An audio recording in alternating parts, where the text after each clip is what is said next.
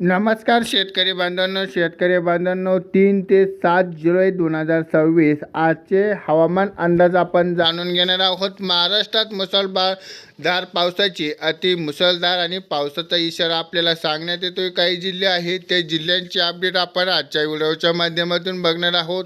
त्यासाठी हा व्हिडिओ एकदम शेवटपर्यंत बघा। चॅनलवरती नवीन असाल तर चॅनलला सबस्क्राईब, लाईक आणि शेअर करायला मात्र विसरू नका। 3 जुलै ते 7 जुलै 2026 या कालावधीमध्ये महाराष्ट्रात आता हवामानाचा एक सविस्तर अंदाज आपण बघूयात।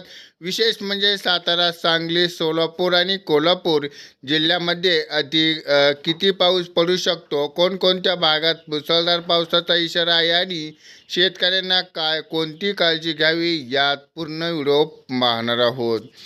भारतीय हवामानाच्या विभागानुसार ताज्या अंदाजानुसार राज्यात नैऋत्य मान्सून आहे तो अधिकृत सक्रिय झाला आहे, परंतु पुढील काही दिवसात महाराष्ट्रातील अनेक भागांमध्ये जोरदार पाऊस पडण्याची शक्यता आहे।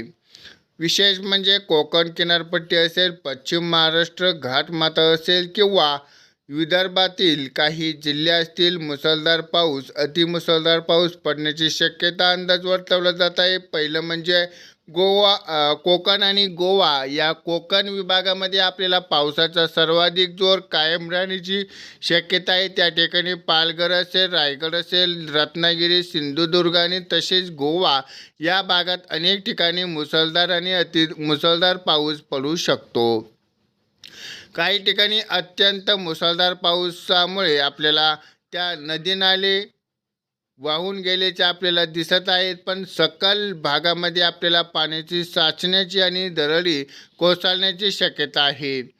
अरबी समुद्र खवळलेला राहणारा असलेल्या मच्छीमारांना समुद्रांसाठी जाणे टाळावे असा इशारा देण्यात आलेला आहे। किनारपट्टी भागातील नागरिकांना प्रशासनाने आता एक महत्त्वाच्या सूचना दिलेल्या आहेत। आता थोडक्यात सातारा जिल्ह्यामध्ये आपण हवामान अंदाज जाणून घेऊया। सातारा जिल्ह्यामध्ये 3 ते 7 जुलै दरम्यान पावसाची चांगली शक्यता आहे। महाबळेश्वर असेल, पाटण असेल, जाळी असेल किंवा कास परिसर असेल या घाटमाथ्यामध्ये आपल्याला भागात पाऊस जोरदार पडू शकतो। शहर आणि पूर्व भागात हलका आणि मध्यम स्वरूपाचा पाऊस होण्याची शक्यता आहे। काही ठिकाणी मेघासह गर्जना आणि विजासह गर्जनासह कडकडाट पाऊस पडू शकतो। 40 ते 45 किलोमीटर वेगानं वारे वाहू शकतात। आता सांगली जिल्ह्यामध्ये बघितले, सांगली जिल्ह्यामध्ये ढगाळ वातावरण राहील। पश्चिम भागामध्ये शिरार आणि वळवा या परिसरात पावसाचा जोर अधिक राहू शकतो। या जिल्ह्यात अधिक पावसाचा हलका आणि मध्यम स्वरूपाचा पाऊस राहील आणि त्या ठिकाणी शेतकऱ्यांना हवामानाचा अंदाज पाहूनच पेरणी आणि खत व्यवस्थापन करावेत। आता आपण वळूया सोलापूर जिल्ह्यामध्ये पावसाचं प्रमाण तुलनेमध्ये कमी राहण्याची शक्यता असली तरी पण 3 ते 7 जुलै या भागात हलक्या ते मध्यम स्वरूपाचा सरी पडू शकतात। काही ठिकाणी पावसाचा जास्त गडगडाटसह विजांसह आणि वाऱ्यावादळ सुसाट वाहण्याची शक्यता वर्तवली जात आहे। आता थोडक्यात कोल्हापूरमध्ये बघूयात। कोल्हापूर जिल्ह्यात मान्सून पूर्णपणे सक्रिय राहणार आहेत। त्यामध्ये गणगण, बाबडा, राधानगिरी, चंदनगड, शाहूवाडी आणि अजरा घाट यामध्ये जोरदार आणि अतिजोरदार पाऊस पडू शकतो।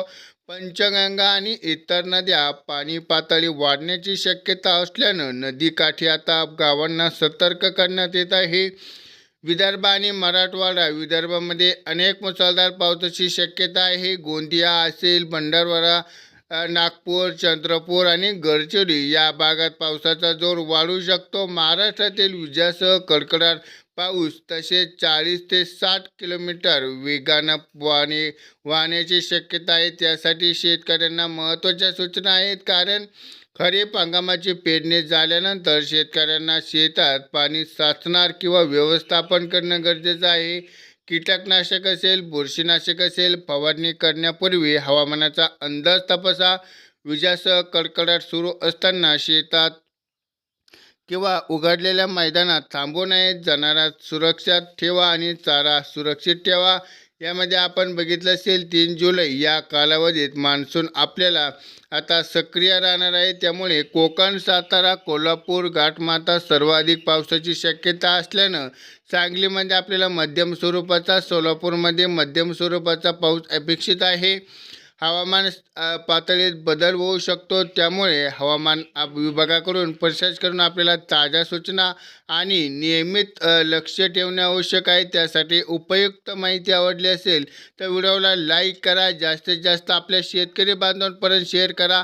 असेच हवामान अंदाज, सरकारी योजना, अचूक माहितीसाठी आपल्या चॅनलला सबस्क्राईब करायला विसरू नका.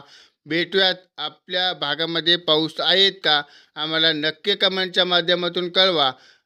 आपण भेटूयात अशाच नवनवीन व्हिडिओ बरोबर. तोपर्यंत धन्यवाद.